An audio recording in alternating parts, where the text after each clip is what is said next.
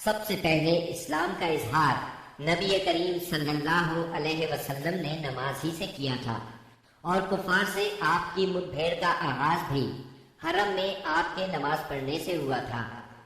آیات یہ ہے: ہرگز نہیں، انسان سرکشی کرتا ہے اس بنا پر کہ وہ اپنے آپ کو بے نیاز دیکھتا ہے، حالانکہ پلٹنا یقیناً تیرے رب ہی کی طرف ہے۔ تم نے اس شخص کو دیکھا جو ایک بندے کو منع کرتا ہے جبکہ وہ نماز پڑھتا ہو، تمہارا کیا خیال ہے اگر وہ بندہ راہ راست پر ہو یا تقوی کی تلقین کرتا ہو؟ تمہارا کیا خیال ہے اگر یہ منع کرنے والا شخص حق کو جھٹلاتا اور منہ موڑتا ہو؟ کیا وہ نہیں جانتا کہ اللہ دیکھ رہا ہے؟ ہرگز نہیں، اگر وہ باز نہ آیا تو ہم اس کی پیشانی کے بال پکڑ کر کھینچیں گے، اس پیشانی کو جو جھوٹی اور خطا کار ہے۔ وہ بلا لے اپنے حامیوں کی ٹولی کو، ہم بھی عذاب کے فرشتوں کو بلا لیں گے۔ ہرگز نہیں، اس کی بات نہ مانو اور سجدہ کرو اور اپنے رب کا قرب حاصل کرو۔ آپ کے چچا ابو لہب کو آپ سے اس حد تک کدورت اور عداوت ہو گئی تھی کہ ہر جگہ آپ کے پیچھے پیچھے جاتا، اور جب بھی آپ کسی سے مخاطب ہوتے تو شور مچا دیتا، غلط ملت باتیں کر کے اس شخص کو بات سننے سے روک دیتا۔ دراصل نبی صلی اللہ علیہ وسلم کے بارے میں ابو لہب کا موقف شروع سے یہی تھا، جبکہ قریش نے اس وقت اس طرح کی بات سوچی بھی نہیں تھی۔ حج کے دنوں میں بھی ابو لہب نبی کریم صلی اللہ علیہ وسلم کو جھٹلانے کے لیے بازاروں اور اجتماعات میں آپ کے پیچھے لگا رہتا تھا۔ طارق بن عبداللہ محاربی کی روایت سے معلوم ہوتا ہے کہ یہ شخص صرف زبان سے جھٹلانے ہی پر اکتفا نہیں کرتا تھا بلکہ پتھر بھی مارتا تھا۔ ان پتھروں سے آپ کی ایڑیاں خون آلود ہو جاتی تھیں۔ بعثت سے پہلے ابو لہب نے اپنے دو بیٹوں عتبہ اور عتیبہ کی شادی رسول اللہ صلی اللہ علیہ وسلم کی دو صاحبزادیوں سیدہ رقیہ اور سیدہ ام کلثوم رضی اللہ عنہما سے کی تھی۔ جب آپ نے نبوت کا اعلان فرمایا، توحید کی تبلیغ کی، تو اس نے نہایت سخت رویہ اختیار کیا اور اپنے دونوں بیٹوں کو مجبور کیا کہ وہ آپ کی بیٹیوں کو طلاق دے دیں۔ چنانچہ ان دونوں نے طلاق دے دی۔ اسی طرح جب نبی صلی اللہ علیہ وسلم کے دوسرے صاحبزادے عبداللہ کا انتقال ہوا تو ابو لہب کو اس قدر خوشی ہوئی کہ وہ دوڑتا ہوا اپنے دوستوں کے پاس پہنچا اور انہیں یہ خبر سنائی کہ محمد معاذ اللہ ابتر یعنی نسل بریدہ ہو گئے ہیں۔ ابو لہب کی بیوی ام جمیل بھی رسول اللہ صلی اللہ علیہ وسلم کی دشمنی میں اس سے پیچھے نہیں تھی۔ اس کا نام اربا تھا، جو حرب بن امیہ کی بیٹی اور ابو سفیان کی بہن تھی۔ یہ آپ کے راستے میں رات کے وقت کانٹے بچھا دیا کرتی تھی، بہت بد زبان تھی، فساد برپا کرنے والی تھی۔ قرآن میں اسے حمالۃ الحطب یعنی لکڑی ڈھونے والی کا لقب دیا گیا ہے۔ جب اسے معلوم ہوا کہ اس کی اور اس کے شوہر کی مذمت میں قرآن نازل ہوا ہے تو وہ رسول اللہ صلی اللہ علیہ وسلم کو تلاش کرتی ہوئی آئی۔ آپ خانہ کعبہ کے پاس مسجد حرام میں تشریف فرما تھے۔ سیدنا ابو بکر صدیق رضی اللہ عنہ بھی ساتھ تھے۔ اس کی مٹھی میں پتھر تھے۔ آپ کے سامنے آ کھڑی ہوئی تو اللہ تعالیٰ نے اس کی نگاہ پکڑ لی اور وہ رسول اللہ صلی اللہ علیہ وسلم کو نہ دیکھ سکی۔ البتہ ابو بکر صدیق اسے نظر آ رہے تھے۔ اس نے پوچھا، ابو بکر تمہارا ساتھی کہاں ہے؟ مجھے معلوم ہوا ہے کہ وہ میری حجب کرتا ہے۔ اللہ کی قسم، اگر میں اس تک پہنچ گئی تو یہ پتھر اس کے منہ پر ماروں گی۔ دیکھو اللہ کی قسم، میں بھی شاعرہ ہوں۔ یہ کہہ کر اس نے شعر پڑھا، مزمما عصینا وامرہ ابینا ودینہ قلینا۔ ہم نے مزمم کی نافرمانی کی، اس کے امر کو تسلیم نہ کیا اور اس کے دین کو نفرت اور حقارت سے چھوڑ دیا۔ اس کے بعد وہ واپس چلی گئی۔ سیدنا ابو بکر صدیق رضی اللہ عنہ نے عرض کیا، اے اللہ کے رسول، کیا اس نے آپ کو دیکھا نہیں؟ آپ نے فرمایا، نہیں، اس نے مجھے نہیں دیکھا، اللہ نے اس کی نگاہ پکڑ لی تھی۔ بہرحال نبی صلی اللہ علیہ وسلم اپنی تبلیغ میں لگے رہے۔ مجمعوں اور محفلوں میں پہنچ کر اسلام کا پیغام دیتے رہے۔ آپ کتاب اللہ کی آیات پڑھتے اور سابقہ رسولوں نے جو پیغام دیا تھا وہی پیغام لوگوں کو سناتے۔ آپ فرماتے، يا قوم اعبدوا الله ما لكم من إله غيره اے میری قوم کے لوگو، اللہ کی عبادت کرو، اس کے سوا تمہارا کوئی معبود نہیں۔ اس کے ساتھ ہی آپ نے لوگوں کے سامنے کھلم کھلا اللہ کی عبادت شروع کر دی۔ چنانچہ آپ دن دہاڑے سارے لوگوں کے سامنے کعبہ کے صحن میں نماز پڑھتے۔ آپ کی تبلیغ آہستہ آہستہ کامیاب ہوتی چلی گئی۔ قریش اس پوری صورتحال کو تشویش کی نظر سے دیکھ رہے تھے۔ ابھی تھوڑا عرصہ گزرا تھا کہ حج کا موسم آ گیا۔ کفار حاجیوں کے سلسلے میں پریشان ہو گئے۔ چنانچہ ان کی ایک جماعت ولید بن مغیرہ کے پاس آئی۔ یہ ان میں عمر رسیدہ اور مرتبے والا آدمی تھا۔ اس نے کہا، دیکھو حج کا موسم آ گیا ہے، اب ہر طرف سے لوگ تمہارے پاس آئیں گے اور وہ ان صاحب کا معاملہ سن ہی چکے ہیں، لہٰذا کوئی ایک رائے طے کر لو اور مختلف باتیں نہ کہنا، ورنہ ایک دوسرے کو جھٹلا بیٹھو گے۔ لوگوں نے کہا، تب پھر آپ ہی بتائیں ہمیں کیا کرنا چاہیے، کیا کہنا چاہیے؟ اس نے کہا، نہیں بلکہ تم کہو میں سنوں گا۔ لوگوں نے کہا، اچھا تو ہم ان سے کہیں گے یہ کاہن ہے۔ یہ سن کر ولید بن مغیرہ نے جواب دیا، وہ کاہن نہیں ہے، ہم نے کاہنوں کو دیکھا ہے، اس میں نہ ان جیسی گنگناہٹ ہے نہ تک بندی۔ تب ان لوگوں نے کہا، ہم کہیں گے وہ پاگل ہے۔ ولید بن مغیرہ نے جواب دیا، وہ پاگل بھی نہیں ہے، ہم لوگ پاگل پن کو بھی پہچانتے ہیں، اس میں نہ پاگلوں کسی گھٹن ہے، نہ الٹی سیدھی حرکتیں، نہ بہکی بہکی باتیں۔ لوگوں نے کہا، تب پھر ہم کہیں گے وہ شاعر ہے۔ ولید بن مغیرہ بولا، وہ شاعر بھی نہیں ہے، ہمیں شعر و شاعری کی تمام قسمیں معلوم ہیں، وہ شاعر نہیں ہے۔ وہ بولے، اچھا تو ہم کہیں گے وہ جادوگر ہے۔ ولید بن مغیرہ نے کہا، وہ جادوگر بھی نہیں ہے، ہم نے جادو اور جادوگر سب دیکھے ہیں، اس میں ان جیسی جھاڑ پھونک ہے نہ گرہ بندی۔ انہوں نے کہا، تب پھر آخر ہم ان سے کیا کہیں، کیا بتائیں، یہ کون ہے، کیا ہے؟ اس نے جواب میں کہا، اللہ کی قسم اس کی بات میں مٹھاس ہے، تازگی ہے، اس کی جڑ پائیدار اور شاخ پھلدار ہے، تم جو بھی کہو گے واضح ہو جائے گا کہ تم نے جھوٹ کہا ہے۔ ویسے زیادہ مناسب یہی ہے کہ تم کہہ دو وہ جادوگر ہے اور اس کی باتوں میں جادو ہے، وہ اس کے ذریعے سے باپ بیٹے میں، بھائی بھائی میں، میاں بیوی میں، آدمی اور اس کے خاندان میں لڑائی کروا دیتا ہے، پھوٹ ڈلوا دیتا ہے۔ چنانچہ یہ بات طے کر کے وہ لوگ وہاں سے اٹھے۔ اب انہوں نے حج کے لیے آنے والوں کی راہوں میں بیٹھنا شروع کیا۔ اب جو بھی ان کے پاس سے گزرتا اسے آپ کے بارے میں بتاتے، انہیں ڈراتے اور کہتے کہ تم لوگ اس شخص کے جال میں نہ آ جانا۔ نتیجہ یہ ہوا کہ لوگوں نے آپ کو دیکھنے اور آپ کی باتیں سننے سے پہلے ہی بچ کر رہنے کی ٹھان لی۔ اس کے بعد جب حج کے دن آ گئے تب نبی اکرم صلی اللہ علیہ وسلم نے حاجیوں کے مجمعوں میں اور ان کے ڈیروں پر جانا شروع کر دیا، جا کر انہیں اسلام کی طرف بلانا شروع کیا۔ آپ فرماتے، لوگوں لا الہ الا اللہ کہو، کامیاب ہو جاؤ گے۔ ادھر ابو لہب کا یہ حال تھا کہ وہ آپ کے پیچھے پیچھے لگا رہتا، آپ کو جھٹلاتا جاتا، تکلیف بھی پہنچاتا۔ اس طرح جب اس حج سے حاجی واپس لوٹے تو پورے عرب میں نبی صلی اللہ علیہ وسلم کا چرچا ہو گیا۔ قرآن مجید کی سورہ المدثر کی آیات 11 تا 26 میں اس واقعے کی طرف نشاندہی کی گئی ہے۔ چھوڑ دو مجھے اور اس شخص کو جسے میں نے اکیلا پیدا کیا، بہت سا مال اسے دیا، اس کے ساتھ ساتھ حاضر رہنے والے بیٹے دیے اور اس کے لیے ریاست کی راہ ہموار کی۔ پھر وہ طمع رکھتا ہے کہ میں اسے اور زیادہ دوں گا، ہرگز نہیں، وہ ہماری آیات سے عناد رکھتا ہے، میں تو اسے بہت جلد ایک کٹھن چڑھائی چڑھاؤں گا۔ اس نے سوچا اور کچھ بات بنانے کی کوشش کی تو رب کی مار اس پر۔ اس نے کیسی بات بنانے کی کوشش کی؟ ہاں، رب کی مار اس پر۔ اس نے کیسی بات بنانے کی کوشش کی؟ پھر لوگوں کی طرف دیکھا، پھر پیشانی سکیڑی اور منہ بنایا پھر پلٹا اور تکبر میں پڑ گیا۔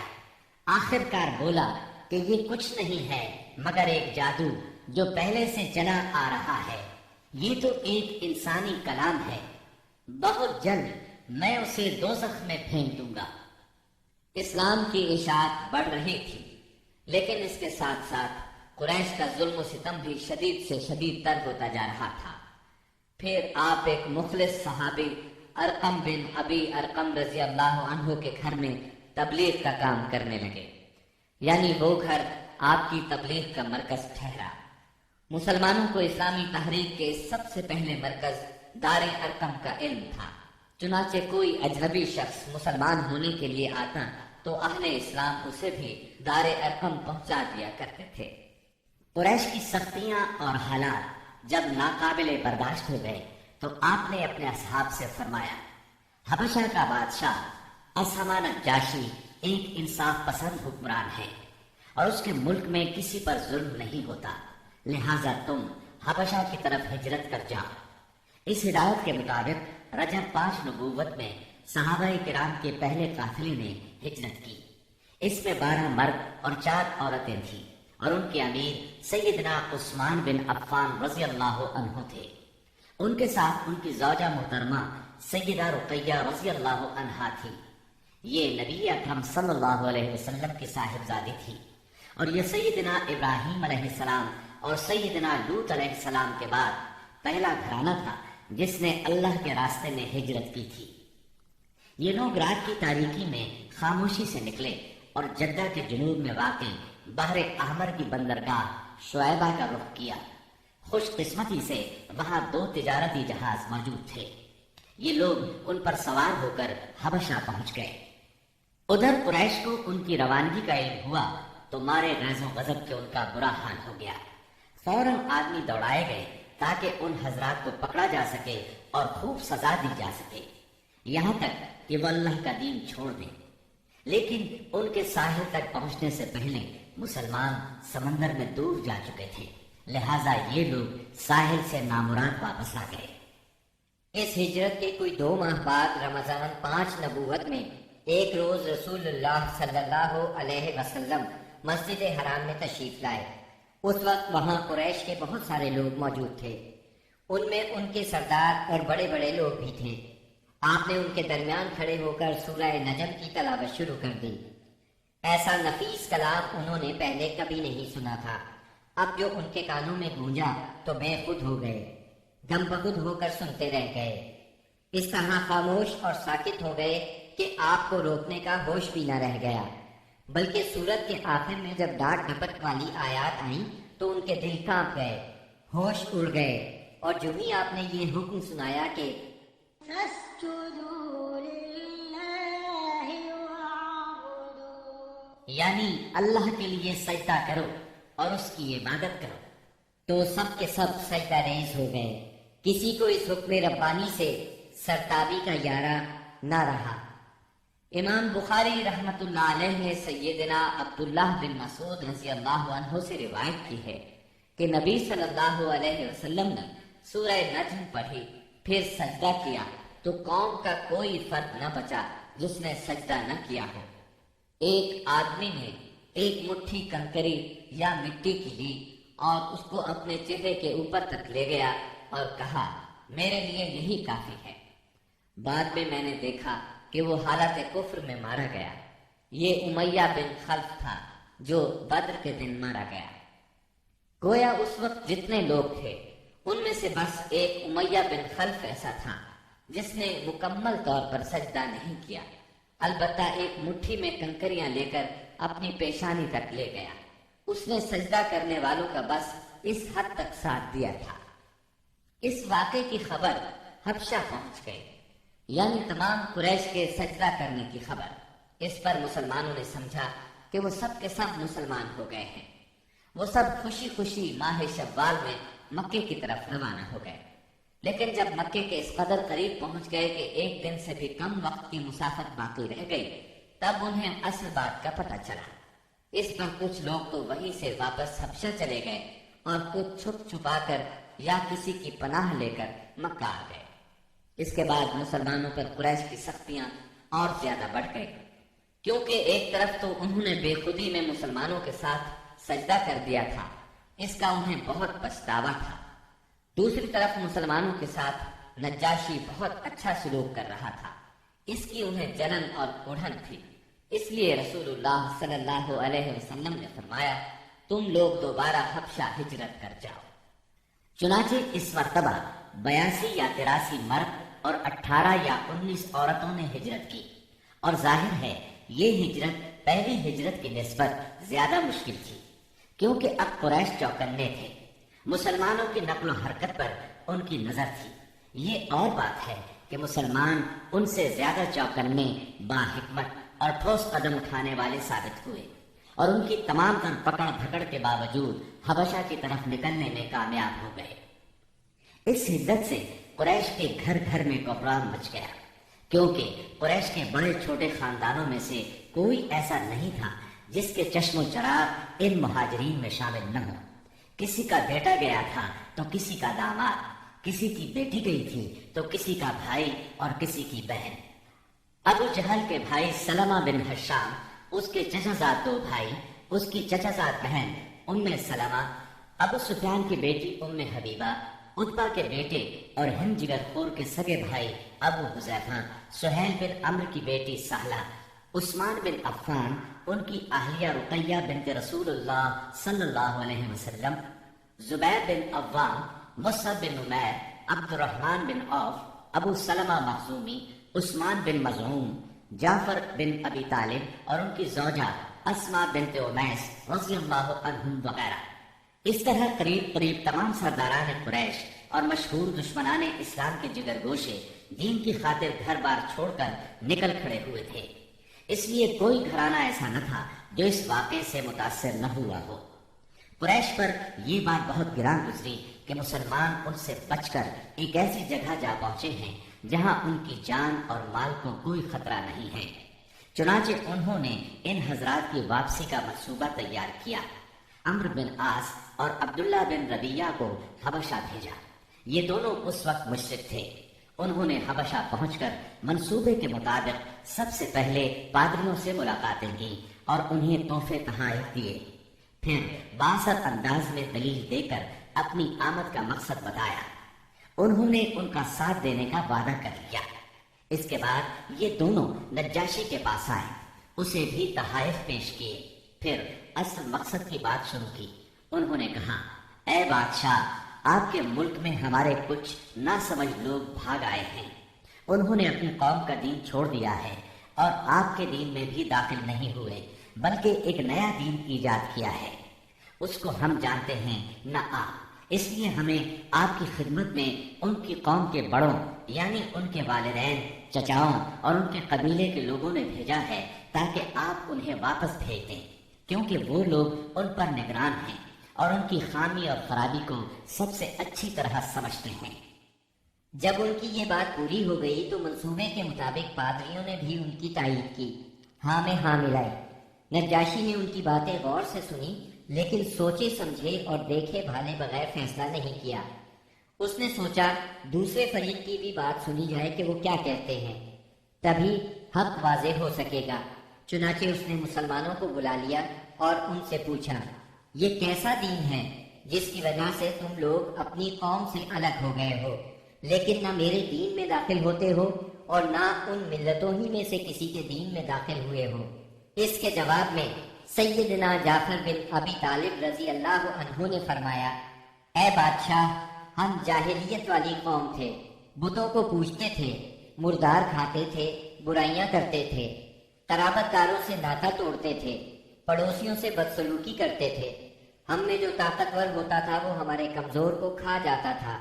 ہم اس حالت میں تھے کہ اللہ تعالیٰ نے ہم ہی میں سے ایک رسول بھیجا، ہم پہلے سے اس کے عالی نسب، سچائی، امانت اور پاک دامنی کو اچھی طرح جانتے تھے۔ اس نے ہمیں اللہ تعالیٰ کی طرف بلایا کہ ہم اسے ایک مانیں اور اسی کی عبادت کریں، اور اس کے سوا ہمارے باپ دادا جن بتوں اور پتھروں کو پوجتے رہے تھے انہیں چھوڑ دیں۔ اس نے ہمیں سچ بولنے، امانت ادا کرنے، قرابت جوڑنے، پڑوسی سے اچھا سلوک کرنے، حرام کاری اور خون ریزی سے باز رہنے کا حکم دیا۔ بے حیائی کے کاموں سے، جھوٹ بولنے سے، یتیم کا مال کھانے سے اور پاک دامن عورتوں پر جھوٹی تہمت لگانے سے منع کیا۔ اس نے ہمیں یہ بھی حکم دیا کہ ہم صرف ایک اللہ کی عبادت کریں، اس کے ساتھ کسی کو شریک نہ کریں۔ اس نے ہمیں نماز، زکوٰۃ اور روزے کا حکم دیا۔ اس موقع پر سیدنا جعفر رضی اللہ عنہ نے اسلام کے اور بہت سے احکام گنوائے، پھر کہا، ہم نے اس پیغمبر کو سچا مانا، اس پر ایمان لائے، اس کی پیروی کی اور اس کے لائے ہوئے دین میں اس کی اطاعت کی۔ چنانچہ ہم نے ایک اللہ کی عبادت کی، اس کے ساتھ کسی کو شریک نہیں کیا، اور جو چیزیں اس نے حرام بتائیں انہیں حرام مانا، جو چیزیں اس نے حلال بتائیں ان کو حلال مانا۔ بس اس پر ہماری قوم ہم سے بگڑ گئی، اس نے ہم پر ظلم و ستم کا بازار گرم کر دیا، ہمیں ہمارے دین سے پھیرنے کے لیے فتنوں اور سزاؤں سے دوچار کیا، تاکہ ہم اللہ کی عبادت چھوڑ کر پھر سے بت پرستی کی طرف پلٹ جائیں، اور جن گندی چیزوں کو حلال سمجھتے تھے انہیں پھر حلال سمجھنے لگے۔ جب انہوں نے ہم پر بہت ظلم و تشدد کیا، زمین ہم پر تنگ کر دی، ہمارے اور ہمارے دین کے درمیان رکاوٹ بن گئے، تو ہم نے آپ کے ملک کی راہ لی اور آپ کو دوسروں پر ترجیح دی اور آپ کی پناہ میں رہنے کو پسند کیا، اور آپ سے اے بادشاہ یہ امید کی کہ آپ کے ہاں ہم پر ظلم نہیں کیا جائے گا۔ سیدنا جعفر رضی اللہ عنہ کی یہ تقریر سن کر نجاشی نے کہا، کچھ قرآن پڑھ کر سناؤ۔ اس پر سیدنا جعفر رضی اللہ عنہ نے سورہ مریم کی ابتدائی آیات تلاوت کی۔ نجاشی ان آیات کو سن کر اس قدر رویا کہ اس کی داڑھی تر ہو گئی، اور تمام پادری بھی اس قدر روئے کہ ان کے صحیفے تر ہو گئے۔ پھر نجاشی نے کہا، یہ کلام اور وہ کلام جو عیسیٰ علیہ السلام لے کر آئے تھے، دونوں ایک ہی طاق شمع سے نکلے ہوئے ہیں۔ اس کے بعد اس نے قریش کے دونوں نمائندوں سے مخاطب ہو کر کہا، تم لوگ چلے جاؤ، اللہ کی قسم میں انہیں تمہارے حوالے نہیں کر سکتا، اور نہ ان کے خلاف کوئی چال چلی جا سکتی ہے۔ دوسرے دن عمرو بن عاص نے ایک خطرناک ترین تدبیر اختیار کی۔ نجاشی سے جا کر کہا، اے بادشاہ، یہ لوگ عیسیٰ علیہ السلام کے بارے میں ایک بڑی بات کہتے ہیں۔ اس پر نجاشی نے پھر مسلمانوں کو بلوایا اور سیدنا عیسیٰ علیہ السلام کے بارے میں سوال کیا۔ سیدنا جعفر رضی اللہ عنہ نے فرمایا، ہم ان کے بارے میں وہی بات کہتے ہیں جو نبی صلی اللہ علیہ وسلم لے کر آئے ہیں، یعنی وہ اللہ کے بندے ہیں، اس کے رسول، اس کی روح اور اس کا وہ کلمہ ہے جسے اللہ نے کماری پاک دامن مریم علیہ السلام کی طرف القاء کیا تھا۔ اس پر نجاشی نے زمین سے تنکا اٹھایا اور کہا، اللہ کی قسم، جو کچھ تم نے کہا ہے اس سے عیسیٰ علیہ السلام اس تنکے کے برابر بھی بڑھ کر نہیں تھے۔ چنانچہ تم لوگ میرے ملک میں امن اور چین سے رہو، جو تمہیں گالی دے گا اس پر تاوان لگایا جائے گا۔ مجھے سونے کا پہاڑ ملے تو بھی میں گوارا نہیں کروں گا کہ تم میں سے کسی کو ستایا جائے۔ اس کے بعد اس نے حکم دیا کہ قریش کے نمائندوں کو ان کے تحفے واپس کر دیے جائیں۔ چنانچہ یہ دونوں صاحبان منہ لٹکائے واپس مکہ لوٹ آئے، اور مسلمانوں نے وہاں اچھے دیار میں اچھے ہمسائے کے ساتھ قیام کیا۔ بہرحال مشرکین کی چال ناکام ہو گئی۔ یہ بات ان کی سمجھ میں آ گئی کہ وہ مسلمانوں سے عداوت اپنے دائرہ اختیار میں رہ کر ہی کر سکتے ہیں، لیکن پھر اس کے مقابلے میں انہوں نے ایک خوفناک بات سوچی۔ دراصل انہیں اچھی طرح احساس ہو گیا تھا کہ اس مسئلے سے نمٹنے کے لیے ان کے سامنے دو ہی راستے رہ گئے ہیں، یہ کہ رسول اللہ صلی اللہ علیہ وسلم کو طاقت کے ذریعے تبلیغ سے روک دیں، یا پھر آپ کے وجود ہی کا صفایا کر دیں۔ تاہم دوسری صورت ان کے لیے بہت مشکل تھی، اس لیے کہ ابو طالب آپ کے محافظ تھے اور وہ مشرکین کے عزائم کے سامنے آہنی دیوار تھے۔ اس لیے یہی مفید سمجھا گیا کہ ابو طالب سے دو باتیں کی جائیں۔ اس تجویز کے بعد سرداران قریش ابو طالب کے پاس گئے اور بولے، اے ابو طالب، آپ ہمارے درمیان بہت عزت اور شرف والے ہیں۔ ہم نے آپ سے گزارش کی کہ اپنے بھتیجے کو روکیے، لیکن آپ نے نہیں روکا۔ آپ یہ بات یاد رکھیں، ہمارے آباء و اجداد کو گالیاں دی جاتی ہیں، ہم برداشت نہیں کر سکتے۔ ہماری عقلوں کو اور سمجھ بوجھ کو حماقت کہا جائے، ہمارے خداؤں کی عیب جوئی کی جائے، یہ ہم ہرگز برداشت نہیں کر سکتے۔ آپ انہیں روک لیجئے، ورنہ پھر ہم آپ سے اور ان سے ایسی جنگ چھیڑ دیں گے کہ ایک فریق کا صفایا ہو کر رہے گا۔ ابو طالب پر اس زوردار دھمکی کا بہت زیادہ اثر ہوا۔ انہوں نے رسول اللہ صلی اللہ علیہ وسلم کو بلا کر کہا، بھتیجے، تمہاری قوم کے لوگ میرے پاس آئے تھے اور ایسی ایسی باتیں کہہ گئے ہیں، اب مجھ پر اور خود اپنے آپ پر رحم کرو، اس معاملے میں مجھ پر اتنا بوجھ نہ ڈالو جو میرے بس سے باہر ہے۔ یہ سن کر رسول اللہ صلی اللہ علیہ وسلم نے خیال فرمایا کہ اب ان کے چچا بھی ان کا ساتھ چھوڑ رہے ہیں، وہ بھی ان کی مدد نہیں کریں گے، قریش کے مقابلے میں کمزور پڑ گئے ہیں۔ اس لیے آپ صلی اللہ علیہ وسلم نے فرمایا، چچا جان، اللہ کی قسم، اگر یہ لوگ میرے دائیں ہاتھ پر سورج اور بائیں ہاتھ پر چاند رکھ دیں کہ میں اس کام کو اس حد تک پہنچائے بغیر چھوڑ دوں کہ اللہ اسے غالب کر دے یا میں اسی راہ میں ہلاک ہو جاؤں، تب بھی میں نہیں چھوڑوں گا۔ ان الفاظ کے ساتھ ہی آپ کی آنکھوں میں آنسو آ گئے اور وہاں سے اٹھ گئے۔ واپس جانے لگے تو ابو طالب نے پکارا اور سامنے آ کر کہا، بھتیجے جاؤ، جو چاہو کہو کرو، اللہ کی قسم میں تمہیں کبھی بھی کسی بھی وجہ سے نہیں چھوڑ سکتا۔ پھر یہ اشعار کہے، والله لن يصلوا إليك بجمعهم حتى أوسد في التراب دفينا فاصدع بأمرك ما عليك غضاضة وأبشر وقر بذاك منك عيونا۔ اللہ کی قسم، وہ لوگ تم تک اپنی جمعیت سمیت بھی ہرگز نہیں پہنچ سکتے یہاں تک کہ میں مٹی میں دفن کر دیا جاؤں۔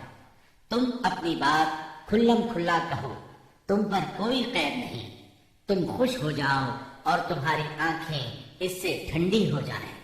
سابقہ دھمکی کے باوجود جب قریش نے دیکھا کہ رسول اللہ صلی اللہ علیہ وسلم اپنا کام کیے جا رہے ہیں تو وہ جان گئے کہ ابو طالب رسول اللہ صلی اللہ علیہ وسلم کو نہیں چھوڑ سکتے، بلکہ اس بارے میں قریش سے جدا ہونے اور ان سے دشمنی مول لینے تک کو تیار ہیں۔ تو وہ لوگ ولید بن مغیرہ کے لڑکے عمارہ کو ساتھ لے کر ابو طالب کے پاس پہنچے اور ان سے یوں عرض کیا، اے ابو طالب، یہ قریش کا سب سے باتا اور خوبصورت جوان ہے، آپ اسے لے لیں، اس کی دیت اور نصرت کے آپ حقدار ہوں گے، آپ اسے اپنا لڑکا بنا لیں، یہ آپ کا ہوگا، آپ اپنے بھتیجے کو ہمارے حوالے کر دیں، اس بھتیجے کو جس نے آپ کے آبا و اجداد کے دین کی مخالفت کی ہے، آپ کی قوم کا شیرازہ منتشر کر رکھا ہے اور ان کی عقلوں کو حماقت سے دوچار بتلایا ہے، ہم اسے قتل کریں گے، بس یہ ایک آدمی کے بدلے میں ایک آدمی کا حساب ہے۔ ابو طالب نے اس پر ان سے کہا، اللہ کی قسم، کتنا برا سودا ہے جو تم مجھ سے کر رہے ہو، تم اپنا بیٹا مجھے دیتے ہو کہ میں اسے کھلاؤں پلاؤں اور پالوں پوسوں، جبکہ میرا بیٹا مجھ سے طلب کرتے ہو کہ اسے قتل کر دو، اللہ کی قسم یہ نہیں ہو سکتا۔ اس پر نوفل بن عبد مناف کا پوتا مطعم بن عدی بولا، اللہ کی قسم، اے ابو طالب، تم سے تمہاری قوم نے انصاف کی بات کہی ہے اور جو صورت تمہیں ناگوار ہے اس سے بچنے کی کوشش کی ہے، لیکن میں دیکھتا ہوں کہ تم ان کے سلسلے میں کسی بات کو قبول نہیں کرنا چاہتے۔ اس کی بات کے جواب میں ابو طالب نے کہا، اللہ کی قسم، تم لوگوں نے میرے ساتھ انصاف کی بات نہیں کی، بلکہ تم بھی میرا ساتھ چھوڑ کر میرے مخالف لوگوں کی مدد پر تلے بیٹھے ہو، اگر یہی بات ہے تو ٹھیک ہے، جو چاہو کرو۔ اس گفتگو کی ناکامی کے بعد قریش کا ظلم و ستم حد سے بڑھ گیا، تکالیف دینے کا سلسلہ پہلے سے کئی گنا زیادہ اور سخت تر ہو گیا۔ انہی دنوں قریش کے سرکشوں کے دماغوں میں نبی صلی اللہ علیہ وسلم کے خاتمے کی ایک تجویز ابھری، لیکن یہ تجویز بھی ان کے خلاف گئی۔ اس تجویز کی بنا پر مکے کے دو نامور اور سرفروش یعنی سیدنا حمزہ اور سیدنا عمر بن خطاب رضی اللہ عنہما اسلام لائے اور ان کے ذریعے سے اسلام کو خوب طاقت ملی۔ ظلم و ستم کے طویل ترین سلسلے کے صرف ایک دو نمونے آپ کو سنائے جاتے ہیں۔ ایک روز ابو لہب کا بیٹا عتیبہ رسول اللہ صلی اللہ علیہ وسلم کے پاس آیا اور بولا، میں والنجم اذا ہوا اور ثم دنا فتدلی کا انکار کرتا ہوں، یعنی اس نے قرآن کی ان آیات کے بارے میں کہا کہ میں ان کا انکار کرتا ہوں۔ پھر آپ پر حملہ آور ہوا، آپ کا کرتا پھاڑ ڈالا، آپ کے چہرہ مبارک پر تھوکنے کی کوشش کی، لیکن اس کا تھوک آپ کے چہرہ مبارک تک نہ آ سکا۔ اس موقع پر نبی کریم صلی اللہ علیہ وسلم نے اس کے حق میں یوں بد دعا فرمائی: اے اللہ، اپنے کتوں میں سے کوئی کتا اس پر مسلط کر دے۔ رسول اللہ صلی اللہ علیہ وسلم کی یہ بد دعا قبول ہوئی، اور وہ اس طرح کہ ایک مرتبہ عتیبہ قریش کے کچھ لوگوں کے ساتھ سفر پر گیا۔ قافلے نے ملک شام کے مقام زرقاء میں پڑاؤ ڈالا تو رات کے وقت ایک شیر قافلے کے نزدیک آیا۔ اس نے پورے قافلے کے گرد چکر لگایا۔ عتیبہ نے اس شیر کو دیکھا تو بولا: ہائے میری تباہی، اللہ کی قسم یہ مجھے کھا جائے گا۔ محمد نے مجھے بد دعا دی تھی، دیکھو میں شام میں ہوں، اس نے مکے میں رہتے ہوئے مجھے مار ڈالا۔ اس وقت تو شیر چلا گیا۔ لوگوں نے عتیبہ کو دلاسا دیا کہ فکر کرنے کی کوئی بات نہیں۔ پھر اس کی حفاظت کی خاطر اس کے چاروں طرف جانور کھڑے کر دیے تاکہ اگر رات کے وقت شیر آ جائے تو عتیبہ کی بجائے کسی جانور کو کھا لے، عتیبہ کی طرف رخ نہ کرے۔ اس کے باوجود عتیبہ کی گویا جان نکلی جا رہی تھی۔ پھر رات ہو گئی، سب لوگ سو گئے، لیکن عتیبہ سے نیند کوسوں دور تھی، اور آخر کار شیر آ گیا۔ اس نے جانوروں کو کچھ نہ کہا، ایک چھلانگ لگا کر ان کے اوپر سے ہوتا ہوا عتیبہ پر جا پڑا اور اس کا سر چبا ڈالا۔ تکالیف پہنچانے والوں میں ایک شخص عقبہ بن ابی معیط تھا۔ اس نے ایک روز حالت سجدہ میں نبی صلی اللہ علیہ وسلم کی گردن اس زور سے دبائی کہ معلوم ہوتا تھا آپ کی آنکھیں باہر نکل آئیں گی۔ سیدنا امیر حمزہ رضی اللہ عنہ رشتے میں آپ کے چچا تھے، مگر عمر میں آپ سے 2-3 سال ہی بڑے تھے۔ آپ دونوں نے چونکہ سویبہ کا دودھ پیا تھا، اس لیے رضائی بھائی بھی تھے۔ سیدنا حمزہ رضی اللہ عنہ کو شکار کھیلنے اور سپاہ گری کا بہت شوق تھا۔ منہ اندھیرے تیر کمان لے کر شکار کے لیے نکل جاتے اور پورا دن اسی شوق میں گزار دیتے۔ شام کو واپس آتے تو پہلے حرم میں جاتے، طواف کرتے۔ قریش کے رئیس حرم میں اکثر اپنی الگ الگ مجلس جما کر بیٹھتے تھے۔ سیدنا حمزہ کی ان سب سے اچھی دوستی تھی، اس لیے سب لوگ ان کی بہت قدر کرتے تھے۔ ایک روز نبی اکرم صلی اللہ علیہ وسلم کوہ صفا پر بیٹھے تھے، اتنے میں ابو جہل آیا اور آپ کو دیکھتے ہی آگ بگولا ہو گیا۔ آپ کو گالیاں دینے لگا، آپ خاموش رہے۔ اس خاموشی سے اس کا پارا اور چڑھ گیا۔ اس نے ایک پتھر اٹھایا اور آپ کے سر پر دے مارا۔ آپ کا سر زخمی ہو گیا، خون بہنے لگا۔ شام کو سیدنا حمزہ رضی اللہ عنہ شکار سے لوٹے تو عبداللہ بن جدعان کی لونڈی نے بتایا کہ آج آپ کے بھتیجے محمد کو ابو جہل نے سخت تکلیف پہنچائی ہے، آپ زخمی ہو گئے ہیں۔ سیدنا حمزہ رضی اللہ عنہ نے یہ سنا تو غصے سے بھڑک اٹھے، آخر آپ ان کے قریبی عزیز تھے۔ سیدھے ابو جہل کے پاس گئے اور بولے: تو میرے بھتیجے کو گالی دیتا ہے، حالانکہ میں اسی کے دین پر ہوں۔ اس کے بعد کمان سے اس زور سے مار ماری کہ ابو جہل اس کمان سے زخمی ہو گیا۔ اب سیدنا حمزہ رضی اللہ عنہ آپ صلی اللہ علیہ وسلم کے پاس پہنچے اور بولے: بھتیجے، تمہیں یہ سن کر خوشی ہوگی کہ میں نے ابو جہل سے تمہارا بدلہ لے لیا ہے۔ اس پر نبی اکرم صلی اللہ علیہ وسلم نے فرمایا: چچا، میں ایسی باتوں سے خوش نہیں ہوا کرتا۔ اگر آپ میری خوشی چاہتے ہیں تو اس کا آسان اور سیدھا سادہ طریقہ یہ ہے کہ آپ مسلمان ہو جائیں۔ سیدنا امیر حمزہ رضی اللہ عنہ کے دل پر اس جملے کا اتنا اثر ہوا کہ انہوں نے اسی وقت کلمہ پڑھا اور اسلام قبول کر لیا۔ سیدنا حمزہ رضی اللہ عنہ کے ایمان لانے کے 3 دن بعد سیدنا عمر بن خطاب بھی اسلام لے آئے۔ وہ قریش مکہ کے بہت بڑے ستون اور مددگار تھے۔ قریش کی طرف سے بیرونی ممالک سے سفارتی تعلقات رکھنا انہی کی ذمہ داری تھی۔ اسلام قبول کرنے سے پہلے آپ مسلمانوں کے سخت خلاف تھے، بہت سخت گیر تھے، طبیعت میں غصہ بہت تھا۔ ایک رات رسول اللہ صلی اللہ علیہ وسلم خانہ کعبہ کے پاس نماز پڑھ رہے تھے۔ سیدنا عمر رضی اللہ عنہ نے چھپ کر چند آیات سن لی۔ ان کے دل میں آیا کہ یہ حق ہے، لیکن پھر بھی اپنے خیالات پر جمے رہے، یہاں تک کہ ایک روز نبی صلی اللہ علیہ وسلم کا کام تمام کرنے کی نیت سے تلوار لے کر نکل کھڑے ہوئے۔ راستے میں ان کی ملاقات سیدنا نعیم بن عبداللہ سے ہوئی۔ یہ نئے نئے مسلمان ہوئے تھے، اس لیے ابھی ان کے اسلام لانے کی خبر سیدنا عمر رضی اللہ عنہ کو نہیں ہوئی تھی۔ ان کے ہاتھ میں ننگی تلوار اور چہرے پر شدید غصے کے آثار دیکھ کر انہوں نے پوچھا، خیر تو ہے عمر، دوپہر کے وقت ننگی تلوار لیے کدھر کا ارادہ ہے؟ سیدنا عمر رضی اللہ عنہ نے جواب دیا، محمد کو قتل کرنے کے لیے جا رہا ہوں۔ یہ سن کر نعیم بولے، محمد کو قتل کرنے سے پہلے اپنے گھر کی خبر لو۔ تمہاری بہن فاطمہ اور تمہارے بہنوئی سعید تمہارا دین چھوڑ کر اسلام قبول کر چکے ہیں۔ سیدنا عمر یہ سن کر آگ بگولا ہو گئے، سیدھے بہن کے گھر پہنچے۔ اس وقت گھر میں قرآن کے ایک معلم سیدنا خباب بن ارت رضی اللہ عنہ انہیں قرآن پڑھا رہے تھے۔ دروازے پر دستک کی آواز سن کر ان کی بہن فاطمہ بنت خطاب نے قرآن کے اوراق چھپا دیے۔ خباب بن ارت بھی ایک طرف چھپ گئے۔ اب بہنوئی نے دروازہ کھولا۔ دروازہ کھلتے ہی سیدنا عمر رضی اللہ عنہ نے پوچھا، تم کیا پڑھ رہے تھے، مجھے دکھاؤ۔ ساتھ ہی سعید بن زید کو مارنے لگے۔ بہن نے اپنے خاوند کو چھڑانے کی کوشش کی تو ان پر بھی ٹوٹ پڑے، وہ بھی زخمی ہو گئی۔ ان کے منہ سے خون بہنے لگا۔ جوش میں آ کر بولی، جو جی میں آئے کر لو عمر، ہم مسلمان ہو چکے ہیں۔ سیدنا عمر رضی اللہ عنہ نے بہن کو زخمی دیکھا تو شرمندہ ہوئے اور نرم آواز میں بولے، مجھے سناؤ تم کیا پڑھ رہے تھے، میں جاننا چاہتا ہوں تمہارا دین کیا ہے۔ فاطمہ بنت خطاب رضی اللہ عنہا نے جوش کے عالم میں چند جملے کہے، پھر فرمایا، جاؤ پہلے غسل کرو، پھر دکھائیں گے ہم کیا پڑھ رہے تھے۔ غسل کے بعد انہیں قرآنی اوراق دکھائے گئے۔ انہیں نرم پڑھتے دیکھ کر سیدنا خباب بن ارت بھی کونے سے نکل کر سامنے آ گئے۔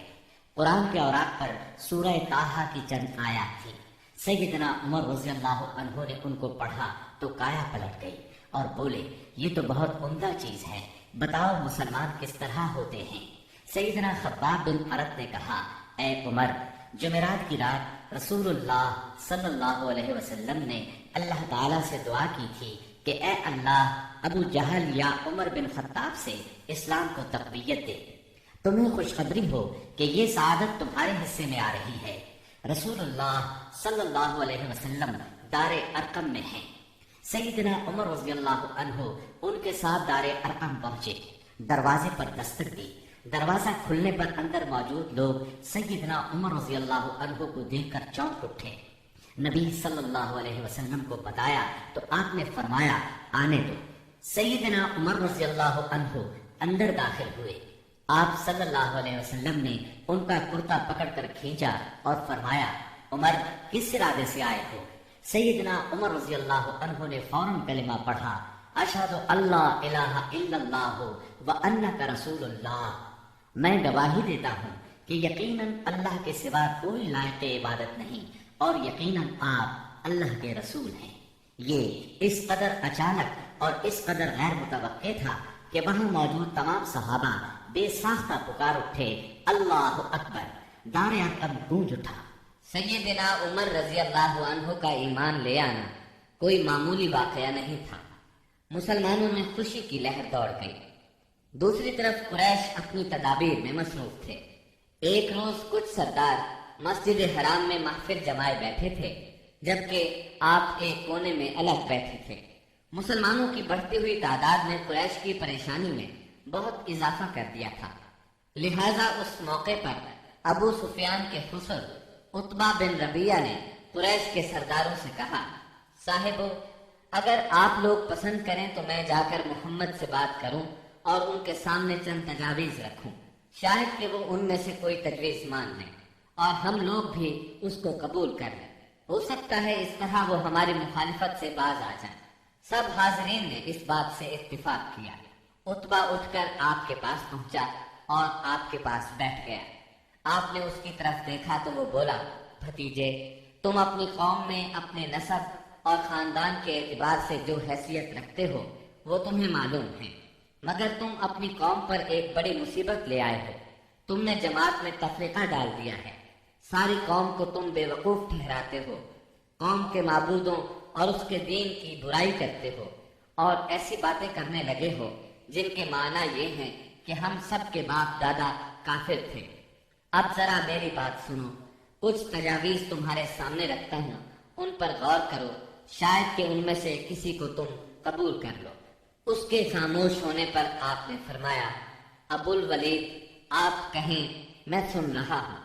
اس نے کہا، بھتیجے، یہ کام جو تم نے شروع کیا ہے، اس سے اگر تمہارا مقصد مال حاصل کرنا ہے تو ہم سب مل کر تمہیں اتنا کچھ دینے کے لیے تیار ہیں کہ تم ہم میں سب سے زیادہ مالدار ہو جاؤ گے۔ اگر اس سے اپنی بڑائی چاہتے ہو تو ہم تمہیں اپنا سردار بنانے کے لیے تیار ہیں، کسی معاملے کا فیصلہ تمہارے بغیر نہیں کیا کریں گے۔ اگر بادشاہت ہی چاہتے ہو تو ہم تمہیں اپنا بادشاہ بنا لیتے ہیں، اور اگر تم پر کوئی جن آتا ہے جسے تم خود دور کرنے پر قادر نہیں ہو تو ہم بہترین طبیبوں سے اپنے خرچ پر تمہارا علاج کروا دیتے ہیں۔ عتبہ یہ باتیں کرتا رہا، آپ خاموشی سے سنتے رہے۔ جب وہ اپنی کہہ چکا تب آپ نے فرمایا، اچھا اب میری سن۔ اس کے بعد آپ نے بسم اللہ الرحمن الرحیم پڑھ کر سورہ حامیم السجدہ کی تلاوت شروع کی۔ عتبہ اپنے دونوں ہاتھ پیچھے زمین پر ٹکائے سنتا رہا۔ جب آپ نے آیت سجدہ یعنی آیت نمبر 38 پر پہنچ کر سجدہ کیا، پھر سر اٹھا کر فرمایا، اے ابو الولید، میرا جواب آپ نے سن لیا، اب آپ جانیں اور آپ کا کام۔ ان آیات مبارکہ کا ترجمہ بھی آپ سن لیں جو رسول صلی اللہ علیہ وسلم نے عتبہ کے سامنے اس کی باتوں کے جواب میں پڑھی۔ شروع اللہ کے نام سے جو بہت مہربان نہایت رحم والا ہے۔ حامی، یہ اتاری ہوئی ہے بڑے مہربان بہت رحم والے کی طرف سے، ایسی کتاب ہے جس کی آیتوں کی واضح تفصیل کی گئی ہے، اس حال میں کہ قرآن عربی زبان میں ہے، اس قوم کے لیے جو جانتی ہے۔ خوشخبری سنانے والا اور ڈرانے والا ہے، پھر بھی ان میں سے اکثر نے منہ پھیر لیا اور وہ سنتے ہی نہیں۔ اور انہوں نے کہا کہ تو جس کی طرف ہمیں بلا رہا ہے، ہمارے دل تو اس سے پردے میں ہیں اور ہمارے کانوں میں گرانی ہے، اور ہم میں اور تجھ میں ایک حجاب ہے۔ اچھا تو اپنا کام کیے جا، ہم بھی یقیناً کام کرنے والے ہیں۔ آپ کہہ دیجئے کہ میں تو تم ہی جیسا انسان ہوں، مجھ پر وحی نازل کی جاتی ہے کہ تم سب کا معبود ایک اللہ ہی ہے، سو تم اس کی طرف متوجہ ہو جاؤ اور اس سے گناہوں کی معافی چاہو۔ اور ان مشرکوں کے لیے بڑی ہی خرابی ہے جو زکوٰۃ نہیں دیتے اور آخرت کے بھی منکر ہی رہتے ہیں۔ بے شک جو لوگ ایمان لائیں اور بھلے کام کریں ان کے لیے نہ ختم ہونے والا اجر ہے۔ آپ کہہ دیجئے کہ کیا تم اس اللہ کا انکار کرتے ہو اور تم اس کے شریک مقرر کرتے ہو جس نے 2 دن میں زمین پیدا کر دی، سارے جہانوں کا پروردگار وہی ہے، اور اس نے زمین میں اس کے اوپر سے پہاڑ گاڑ دیے اور اس میں برکت رکھ دی اور رہنے والوں کی غذاؤں کی تجویز بھی اسی میں کر دی، صرف 4 دن میں ضرورت مندوں کے لیے یکساں طور پر۔ پھر آسمان کی طرف متوجہ ہوا اور وہ دھواں سا تھا، پس اسے اور زمین سے فرمایا کہ تم دونوں خوشی سے آؤ یا ناخوشی سے۔ دونوں نے عرض کیا ہم بخوشی حاضر ہیں۔ پس 2 دن میں 7 آسمان بنا دیے اور ہر آسمان میں اس کے مناسب وحی بھیج دی، اور ہم نے آسمان دنیا کو چراغوں سے زینت دی اور نگہبانی کی۔ یہ تدبیر اللہ غالب و دانا کی ہے۔ اب بھی یہ روگرداں ہو تو کہہ دیجئے کہ میں تمہیں اس کڑک سے ڈراتا ہوں جو مثل عادیوں اور سمودیوں کی کڑک کے ہوگی۔ حبشہ میں قریش بری طرح ناکام ہو گئے، دوسری طرف وہاں شاہ حبشہ نے مسلمانوں کے ساتھ اعلیٰ ترین سلوک کیا، انہیں وہاں رہنے کی کھلی آزادی دی۔ ادھر مکہ معظمہ میں سیدنا حمزہ اور سیدنا عمر بن خطاب رضی اللہ عنہما نے اسلام قبول کر لیا۔ ان تمام باتوں کی بنا پر کفار کا زور ٹوٹنے لگا۔ دوسری طرف آپ کی تبلیغی کوششوں سے مسلمانوں کی تعداد میں روز بروز اضافہ ہوتا جا رہا تھا اور قبائل میں بھی اسلام پھیلتا جا رہا تھا۔ اس صورتحال نے قریش کو مجبور کیا کہ وہ نئے سرے سے حالات کا جائزہ لیں اور اسلام کی بڑھتی ہوئی مقبولیت میں مزید اضافہ نہ ہونے دیں۔ चुनाचे कुरैश मक्का एक जगह जमा हुए। मशवरे के बाद बनी हाशिम और बनी मुत्तलिब से मुआशरती कता ताल्लुक का फैसला किया। एक करारदाद लिखी गई, उस पर हलफ लिया गया। उसमें तय पाया कोई शख्स बनु हाशिम और बनु मुत्तलिब से शादी ब्याह के ताल्लुकात न रखे, किसी किस्म का लेन देन न करे, न खाने पीने की चीजें उनके हाथ फरोख्त करे, न उनसे बोले चाले, जब तक कि मुहम्मद कत्ल के लिए उनके हवाले नहीं कर दिए जाते। इस करारदाद को अहमियत देने के लिए इसको काबे के अंदर लटका दिया गया। दूसरे कबाइल खास तौर पर बनु कनाना भी इस मुआहदे में शरीक हो गए। इस तरह ये और मजबूत हो गया। इस मुआहदे की किताबत बगीज बिन आमिर बिन हाशिम ने की थी। रसूलुल्लाह सल्लल्लाहु अलैहि वसल्लम ने उस पर बद्दुआ की और उसका हाथ या हाथ की बाज उंगलियां शल हो गई। कुरैश मक्का के इस मुआशरती बायकॉट से मजबूर होकर अबू तालिब ने अपने खानदान के साथ शेब अबी तालिब ने पनाह ली। शेब अबी तालिब मक्का मुअज्जमा में एक महल्ले का नाम था। बनी हाशिम उसमें रहा करते थे। शेब अरबी जुबान में घाटी को कहते हैं। ये महल्ला कोहे अबू कुबैस की घाटियों में से एक घाटी में वाक़ था और अबू तालिब बनी हाशिम के सरदार थे, इसलिए शेब अबी तालिब कहा जाता था। बनी हाशिम और बनी मुत्तलिब के हर शख्स ने साथ दिया। मुसलमानों ने उनकी वजह से और कुफार के खानदानी और निस्बती ताल्लुक की बिना पर महसूर होना कबूल किया। बनु हाशिम में से सिर्फ अबू लहब ने कुरैश मक्का का साथ दिया और वो शहर ही में मुकीम रहा। बनु हाशिम और बनु मुत्तलिब के 3 साल इस घाटी में गुजरे। ये 3 साल इस कदर सख्त, तंगदस्ती, गुर्बत और तकालीफ के थे कि भूख की शिद्दत से बच्चों के बिलबिलाने की आवाजें रास्ता चलते लोगों को सुनाई देती थी, मगर संदिल कुफ्फार इन चीखों को सुनकर खुश होते थे। मुसलमानों ने इन 3 बरसों में दरख्तों के पत्ते और चमड़े खाकर पेट की आग बुझाई। साद बिन अबी वक्कास रज़ियल्लाहु अन्हु फरमाते हैं, मैं भूखा था। इत्तेफाक से रात के वक्त मेरा पांव किसी चीज पर पड़ा। मैंने उस चीज को उठाया और निकल गया। मुझे अब तक मालूम नहीं कि वो क्या चीज थी। इसी तरह ऊंट की खाल का सूखा हुआ चमड़ा उन्हें कहीं रास्ते में पड़ा मिल गया। उन्होंने पानी से धोकर उसको जलाया और सुफूफ पर आकर पानी के साथ खाकर 3 रातें बसर की। ये माशरती बायकाट इतना शदीद था कि कुरैश ने खाने पीने की अशिया का ले जाना भी बंद कर दिया था। जब कोई तिजारती काफिला मक्के आता तो अबू लहब उठता और ऐलान करता, कोई ताजिर आम निर्खों पर असाद मोहम्मद को फरोख्त न करे, बल्कि इतनी कीमत बढ़ाए कि वो चीज उन लोगों की कुव्वत खरीद से बाहर हो जाए। कुरैश में से बाज लोगों के दिल इन हजरात की ये हालत देखकर उड़ते थे, क्योंकि वो उनके अजीज थे। चुनांचे ऐसे लोग खुफिया तौर पर खाने पीने की चीजें भेज देते थे। एक दिन सैयदना हकीम बिन हिजाम रज़ियल्लाहु अन्हु अपनी फूफी सैयदा खदीजा रज़ियल्लाहु अन्हा के लिए कुछ चीजें लेके जा रहे थे कि अबू जहल ने रास्ता रोक लिया और कहा, अगर तुमने शेब अबी तालिब में गल्ला पहुंचाने की कोशिश की तो मैं सब लोगों में तुम्हें रुस्वा कर दूंगा। इत्तेफाक से उस वक्त अबुल बुख्तरी सामने से आ गया। वाक़ये की तफसील सुनकर अबू जहल से कहने लगा, अगर एक शख्स अपनी फूफी के लिए कुछ गल्ला भेजता है तो तुम क्यों रुकावट बनते हो? चुनाचे अबुल बुख्तरी की मुदाखलत की वजह से उसे अपनी फूफी के पास गल्ला भिजवाने दिया। गरज ऐसी ही तकालीफ और मसाइल की वजह से मक्के के बाद नेक के लोगों को ये सफ़ाकाना मुआहदा खत्म करने का ख्याल आया। आखिर हिशाम बिन अम्र की कोशिशों से ज़ुहैर बिन अबी उमैया, सैयदा खदीजा रज़ी अल्लाह अन्हा के रिश्तेदार मुतिम बिन अदी, ज़मआ बिन असवद और अबुल बुख्तरी बिन हाशिम और मुख्तलिफ कबाइल के बाद अफराद ने रात को खुफिया मजलिस में इस मुआहदे की मनसूखी का तरीक़ाकार मुरतब किया। फिर सुबह को काबतुल्लाह के पास अपने अपने हल्के में जमा हुए। तवाफ के बाद पहले ज़ुहैर ने ऐलान किया, जब तक इंसानियत के खिलाफ इस मुआहदे को खत्म नहीं किया जाएगा मैं चैन से नहीं बैठूंगा। इस पर अबू जहल ने मुखालिफत की, लेकिन 4 और नेकदिल इंसानों ने अपने अपने कबीले की तरफ से यके बाद दीगरे इस बायकाट को खत्म करने का ऐलान किया। अबू जहल मजलिस का ये रंग देखकर दंग रह गया और कहने लगा, ये मामला तो पहले ही से तयशुदा लगता है। تکالیف پہنچانے کی پالیسی کے بعد جب قریش نبی کریم صلی اللہ علیہ وسلم کو نفسیاتی حربوں سے شکست نہ دے سکے تو انہوں نے اب ان پر معاشرتی دباؤ ڈالنے کا پروگرام بنایا۔ اس کے لیے ان کے سرپرست اور نگران ابو طالب پر دباؤ ڈالنا ضروری تھا۔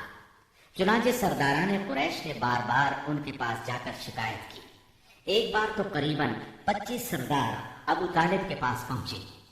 ان میں ابو جہل، ابو سفیان، امیہ بن خلف، عتبہ، اسود بن عبد المطلب اور شیبہ شامل تھے۔ انہوں نے پہلے تو آپ کے خلاف اپنی شکایات بیان کی، پھر کہا ہم آپ کے سامنے ایک انصاف کی بات پیش کرتے ہیں۔ آپ کا بھتیجا ہمیں ہمارے دین پر چھوڑ دے اور ہم اسے اس کے دین پر چھوڑ دیتے ہیں۔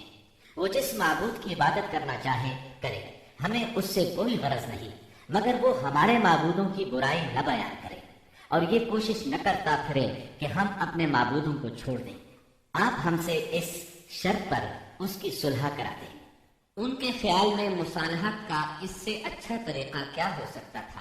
ابو طالب نے نبی اکرم صلی اللہ علیہ وسلم کو بلایا اور ساری بات بیان کی۔ آپ نے جواب میں فرمایا، چچا جان، میں تو ان کے سامنے ایک ایسا کلمہ پیش کرتا ہوں جسے اگر یہ جان لیں تو پورا عرب ان کے تابع اور عجم ان کا جزیہ گزار ہو جائے گا۔ اس پر ان لوگوں نے کہا، تم ایک کلمہ کہتے ہو، ہم ایسے 10 کلمے کہنے کو تیار ہیں، مگر یہ تو بتاؤ وہ کلمہ کیا ہے؟ آپ نے جواب میں فرمایا، لا الہ الا اللہ۔ اس پر وہ سب غصے اور تکبر سے اٹھ کھڑے ہوئے۔ اس وقت وہ جو باتیں کہتے ہوئے وہاں سے نکلے، ان کا ذکر قرآن کریم کی سورہ صاد کی آیات 1 تا 7 میں آیا ہے۔ صاد، اس نصیحت والے قرآن کی قسم، بلکہ کفار غرور و مخالفت میں پڑے ہوئے ہیں۔ ہم نے ان سے پہلے بھی بہت سی امتوں کو تباہ کر ڈالا تو انہوں نے ہر چند چیخ پکار کی، لیکن وہ وقت چھٹکارے کا نہ تھا، اور کافروں کو اس بات پر تعجب ہوا کہ انہی میں سے ایک انہیں ڈرانے والا آ گیا اور کہنے لگے کہ یہ تو جادوگر اور جھوٹا ہے۔ کیا اس نے اتنے سارے معبودوں کا ایک ہی معبود کر دیا؟ واقعی یہ بہت ہی عجیب بات ہے۔ ان کے سردار یہ کہتے ہوئے چلے کہ چلو جی اور اپنے معبودوں پر جمے رہو، یقیناً اس بات میں کوئی غرض ہے۔ ہم نے تو یہ بات پچھلے دین میں بھی نہیں سنی۔ کچھ نہیں، یہ تو صرف من گھڑت ہے۔ نبی اکرم صلی اللہ علیہ وسلم اور آپ کے صحابہ کرام رضی اللہ عنہم کو اس مصیبت سے نجات تو مل گئی، لیکن قریش کے 3 سالہ بائیکاٹ نے بہت سے حضرات کی صحت برباد کر دی تھی۔ آپ شہر میں تشریف لائے ہی تھے کہ آپ کے چچا ابو طالب بیمار پڑ گئے اور چند روز بعد ہی وفات پا گئے۔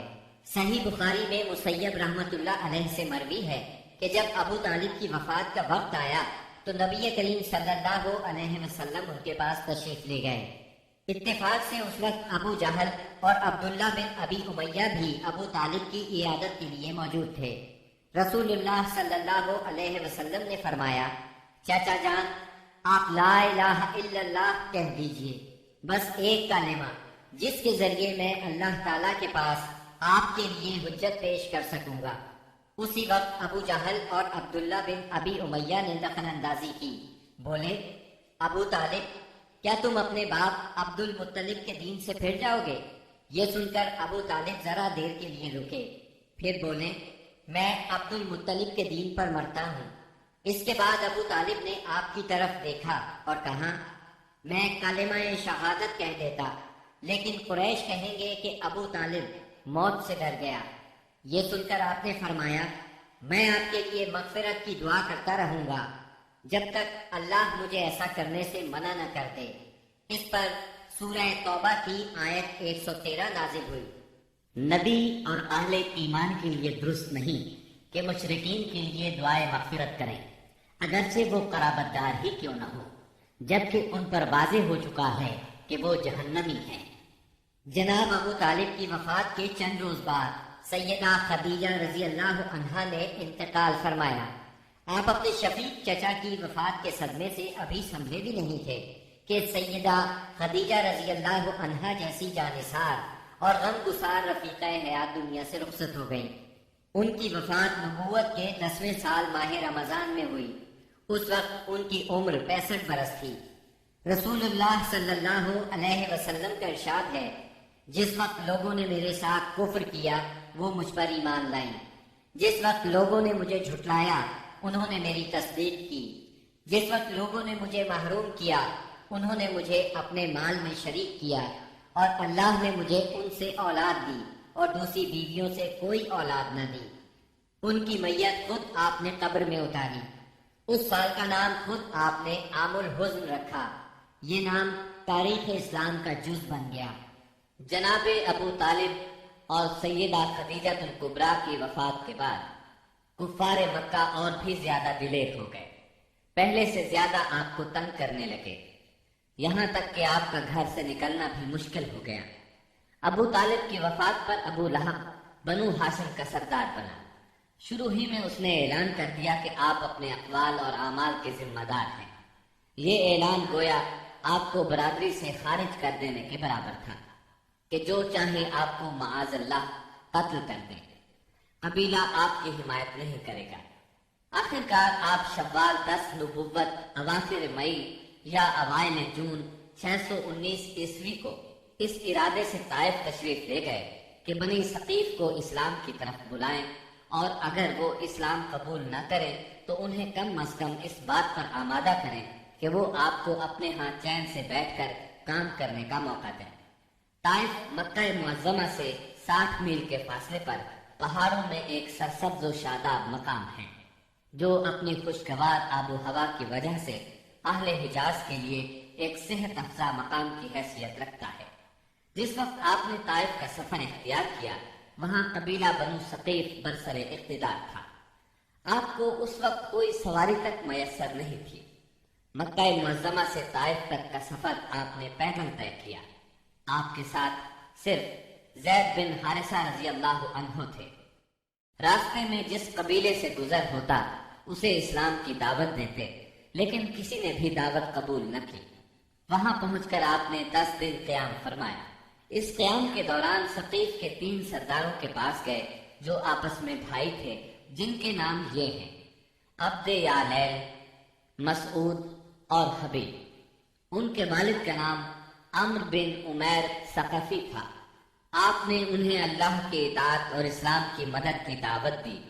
انہوں نے انکار کر دیا اور خوف محسوس کیا کہ کہیں ان کا نوجوان طبقہ آپ کی تبلیغ سے متاثر نہ ہو جائے۔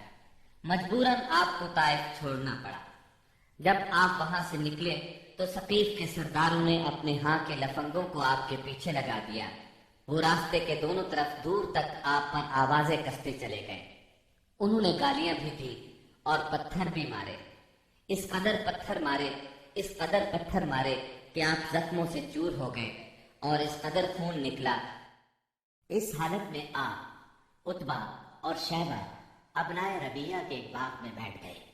یہ باغ طائف سے 3 میل کے فاصلے پر واقع تھا۔ باغ میں ایک دیوار سے ٹیک لگا کر انگور کی بیل کے سائے میں بیٹھ گئے۔ جو کچھ پیش آیا اس پر سوچ بچار کر رہے تھے۔ چنانچہ آپ نے ایک رقت انگیز دعا فرمائی جو دعائے مستضعفین کے نام سے مشہور ہے، جس کا مفہوم یہ ہے: الہی میں تجھ سے اپنی کمزوری اور بے بسی اور لوگوں کے نزدیک اپنی بے پدری کا شکوہ کرتا ہوں۔ یا ارحم الراحمین، تو کمزوروں کا رب ہے، تو میرا بھی رب ہے۔ تو مجھے کس کے حوالے کر رہا ہے؟ کیا کسی بیگانے کے جو میرے ساتھ تندی سے پیش آئے، یا کسی دشمن کے جسے تو نے میرے معاملے کا مالک بنا دیا ہے؟ اگر مجھ پر تیرا غضب نہیں ہے تو کوئی پرواہ نہیں، لیکن تیری عافیت میرے لیے زیادہ کشادہ ہے۔ میں تیرے چہرے کے اس نور کی پناہ چاہتا ہوں جس سے تاریکیاں روشن ہو گئیں اور جس سے دنیا اور آخرت کے معاملات درست ہوئے، کہ تو مجھ پر اپنا غضب نازل کرے یا تیرا عتاب مجھ پر وارد ہو۔ مجھے تیری رضا مطلوب ہے، یہاں تک کہ تو خوش ہو جائے، اور تیرے بغیر کوئی زور اور طاقت نہیں۔ واپسی پر آپ بہت دل شکستہ تھے، غمگین تھے۔ جب آپ قرن المنازل کے قریب پہنچے تو محسوس ہوا آسمان پر ایک بادل سا چھایا ہوا ہے۔ نظر اٹھائی تو جبرائیل علیہ السلام سامنے تھے۔ انہوں نے کہا آپ کی قوم نے جو جواب آپ کو دیا اللہ نے اس کو سن لیا ہے، اب یہ پہاڑوں کا منتظم فرشتہ اللہ نے بھیجا ہے جو آپ حکم دینا چاہیں دے سکتے ہیں۔ پھر پہاڑوں کے فرشتے نے آپ کو سلام کر کے عرض کیا آپ فرمائیں تو دونوں طرف کے پہاڑ ان لوگوں پر الٹ دو۔ آپ نے فرمایا نہیں، بلکہ مجھے امید ہے کہ اللہ تعالیٰ ان کی نسل سے ایسے لوگ پیدا کرے گا جو صرف ایک اللہ کی عبادت کریں گے اور اس کے ساتھ کسی کو شریک نہیں ٹھہرائیں گے۔ آپ طائف سے نکل کر چند روز نخلا کے مقام پر ٹھہرے، پریشان تھے کہ اب کیسے مکہ جاؤں۔ طائف میں جو کچھ گزری اس کی خبریں وہاں تک پہنچ چکی ہوں گی۔ اب تو کفار پہلے سے بھی زیادہ دلیر ہو جائیں گے۔ انہی دنوں کا ذکر ہے، ایک رات آپ نماز میں قرآن پڑھ رہے تھے کہ جنوں کے ایک گروہ کا ادھر سے گزر ہوا۔ انہوں نے قرآن سنا تو ایمان لے آئے، اپنی قوم میں جا کر تبلیغ شروع کر دی، اور اللہ نے اپنے نبی کو یہ خوشخبری سنائی کہ انسان اگرچہ آپ کی دعوت کو قبول نہیں کر رہے مگر بہت سے جن اس کے گرویدہ ہو گئے ہیں اور اس دعوت کو اپنی جنس میں پھیلا رہے ہیں۔ اس واقعے کی تفصیل سورہ احقاف کی آیات 29 تا 31 میں درج ہے۔ اور یاد کرو جب ہم نے آپ کی طرف جنوں کے ایک گروہ کو متوجہ کیا کہ وہ قرآن سنے، پس جب نبی کے پاس پہنچ گئے تو ایک دوسرے سے کہنے لگے خاموش ہو جاؤ۔